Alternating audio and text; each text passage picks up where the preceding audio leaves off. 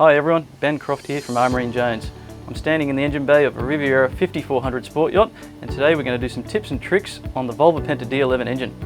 Alright, whenever you're starting to do your engine room checks, always a good idea to have a clean rag, and we're going to start in the port inboard side of the engine here, which is the coolant header tank. All you really need to do is have a quick visual check around the header tank, make sure there's no obvious leaks. On this particular engine, by coincidence, there is a very minor leak here which probably just needs a hose clamp tightened.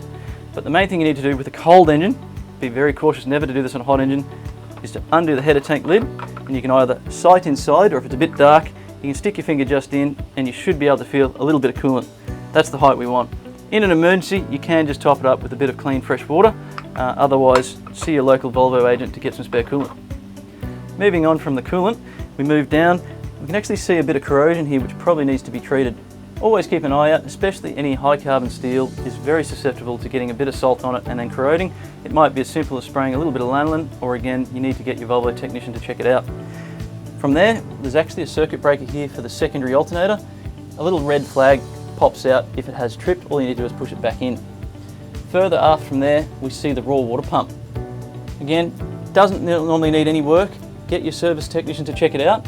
But this is an area that has water leak from it when it is serviced, so quite susceptible to a bit of salt and corrosion below it. So just have a visual look around for any salt crystals and action anything that you see.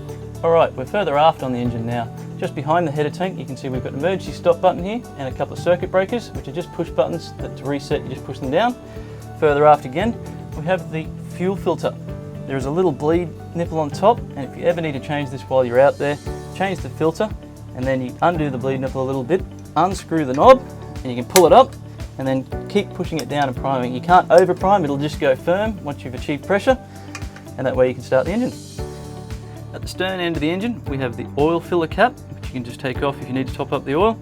Also behind here is the supercharger. The reason we were looking at that is it has its own big belt that's driven off the back of the crank here, and it will throw a little bit of dust, but if you have excessive belt dust you should note that and show your Volvo service agent. Moving down a bit lower is the dipstick. It's a fairly normal dipstick. Just get a clean rag, wipe off the oil, and you can see the min and max mark. Reinsert it just like you would on your car, pull it back out, check the level, and add oil if you need to. Some models of D11 will actually have the dipstick on the inboard side of both engines. On a 54 sport yacht, they're normally both on the port side of the engine. We're on the starboard side of the engine now. Just a couple more simple things to check. Check all your hose clamps are tight. Also just keep an eye out for general corrosion again. At the front of the engine you can see the fan belt. Want to make sure there's no excessive dust there again. Also under the side here is a condensation drain off the intercooler. It's not uncommon for a little bit of liquid to come out of there, but if there's excessive amounts, report it to your Volvo technician. At the front of the turbocharger here we have a black cover covering the air filter.